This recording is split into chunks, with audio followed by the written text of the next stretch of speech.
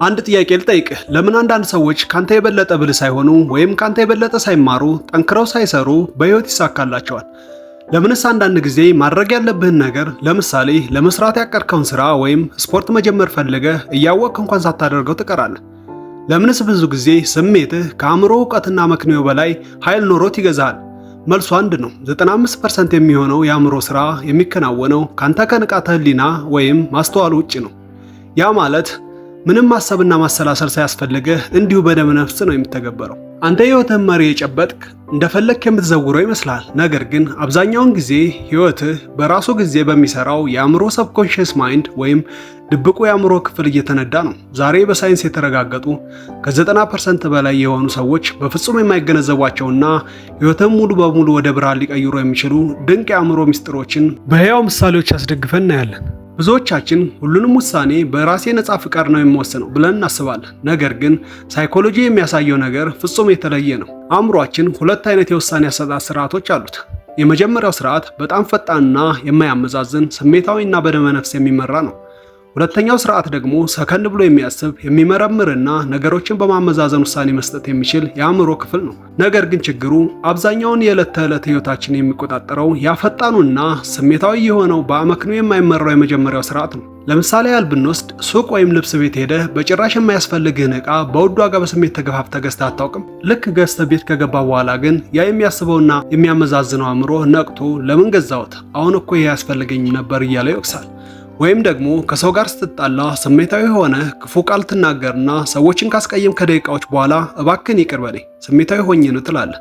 ለዚህ ደግሞ ዋነኛው ምክንያት የሚያመዛዝነው አእምሮ ቆም ብሎ ማሰብ ከመጀመሩ በፊት ያፈጣኑ የአእምሮ ክፍል ድርጊቱን ፈጽሞ ስለሚጨርስ ነው። ይህ ብቻ አይደለም። ሌላው የሚገርመው የአእምሮ ሚስጥር አሉታዊ ነገሮችን የመምረጥ አባዜው ነው። ለምሳሌ ሶሻል ሚዲያ ላይ ፎቶ ፖስተህ ወይም ቪዲዮ ለቀህ ኮመንት ከሰጡ 100 ሰዎች አንድ ሰው አሉታዊ ነገር ቢጽፍልህ አዎንታዊ ነገር ከጻፉ 99 ሰዎች ይልቅ ቀልብህን የሚስበውና ጭንቅላትን የሚቆጣጠረው ያቺ ከአንድ ሰው የተሰነዘረች አሉታዊ አስተያየት ነች።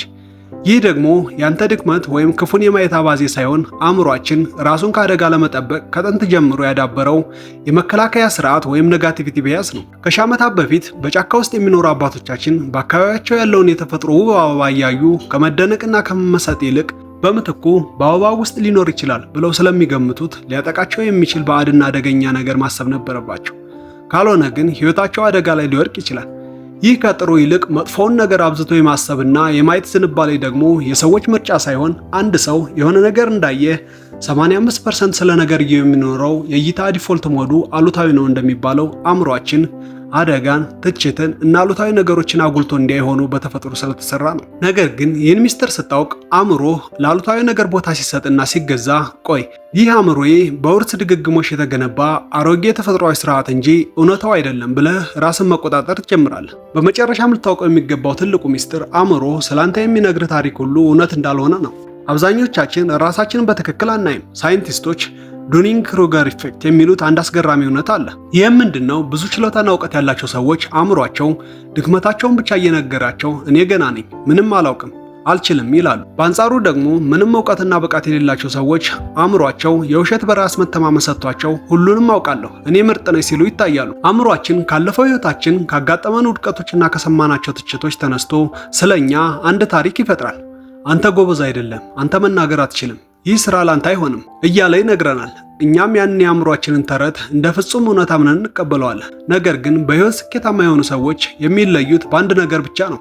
እሱም አእምሯቸው የሚነግራቸውን ታሪክ በጭፍን አያምኑትም። ይልቁንም ቆም ብለው ራሳቸውን በእውነት ይህ ሀሳብ ትክክለኛ ነገር ነው ወይስ የአእምሮ ፍርሃት የፈጠረው ተረት ብለው ይጠይቃሉ። ስለሆነም ይችን አንድ ጥያቄ ብቻ መጠየቅ መቻል ህይወትህን ሙሉ በሙሉ የመቀየር ኃይል አለው። የሰው አእምሮ እጅግ ኃይለኛ መሳሪያ ነው። ነገር ግን ካልተቆጣጠርከው እሱ አንተን መቆጣጠሩ አይቀሬ ነው። አእምሮ በስሜት እንዲነዳ አትፍቀድለት። አሉታዊ ነገሮችን ብቻ ሲያጎላብህ ቆም ብለህ አዎንታዊውንም አስታውሰው።